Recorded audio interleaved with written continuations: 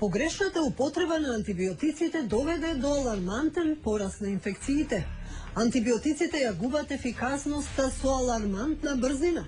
На светот му се заканува опасност да се вратат искоренетите болести – колерата, чумата, лепрата, менингитисот.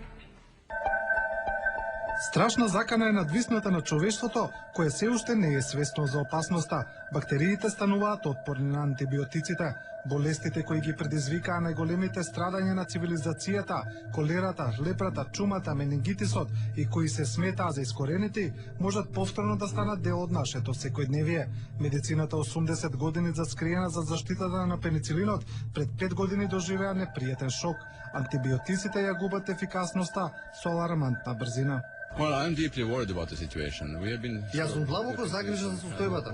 Ние се залажуваме дека антибиотиците секогаш ќе делуваат на инфекциите, но тоа не е точно.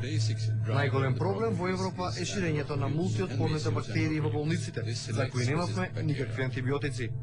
Бактериите се всушност живи организми кои еволуираат како и другите суштества. Отпорноста на антибиотиците кои ги уништуваат кај нив се јавува како одбранбен механизам. Истражувачи од Американскиот престижен универзитет Браун се обидуваат да дознаат како бактериите стануваат отпорни на лекови. Примерите кои можеме да ги видиме и анализираме покажуваат еволуција на бактериите, која се јавува како отпорност на пестицидите и антибиотиците. Вака се создаваат целосно нови бактерии кои стануваат отпорни на пеницилин. Во трка за брза заработувачка, прехранбените компании животните на фармите ги хранат со антибиотици.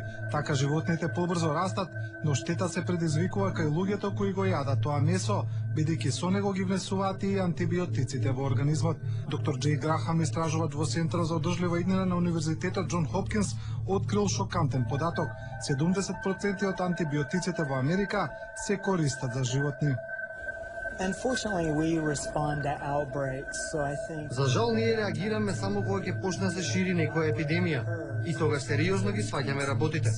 Појавата на опасни бактерии ги освести луѓето за употреба на антибиотиците. Наоѓањето на оваа бактерија кај свињите може да биде одлучувачки фактор за промена на регулативите на ова поле. Погрешната употреба на антибиотиците доведе до алармантен пораст на инфекциите отпорни на нив. Затоа многу болници воспоставуваат систем за следење на употребата на лековите. Сакаме да се увериме дека пациентите нема да добијат антибиотици без причина и тоа дека нема да биде преголема, помала или употреба на погрешен лек. Така луѓето добиваат подобар третман, а болниците не трошат пари за секундарни инфекции. Во светот се спроведуваат кампањи во кои се предупредува на опасноста од погрешната употреба на антибиотици.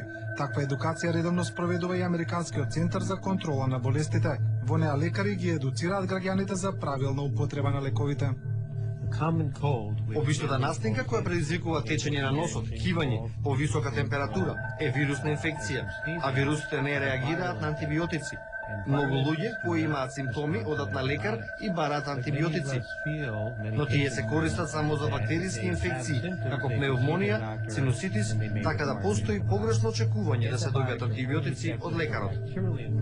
Опасноста од губењето на дејството на антибиотиците сериозно е сватена и во Европа. 18 ноември е прогласен за Ден на европската свесност за опасноста од нивната погрешна употреба. Студија направена од Европската унија открија огромни разлики во начинот на употреба на антибиотици меѓу земјите членки. Најмногу се припишуваат во Грција и Кипар, а најмалку во скандинавските земји. Сепак бактериските инфекции во земјите со огромна употреба на антибиотици се зголемуваат, додека во земјите со поголема свесност како Холандија, бројот на опасни бактерии се намалува, што е доказ дека нивното ширење зависи од правилната употреба на антибиотиците.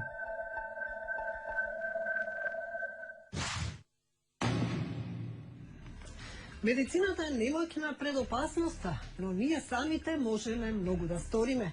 Останете во добро здравје, се гледаме следниот петок.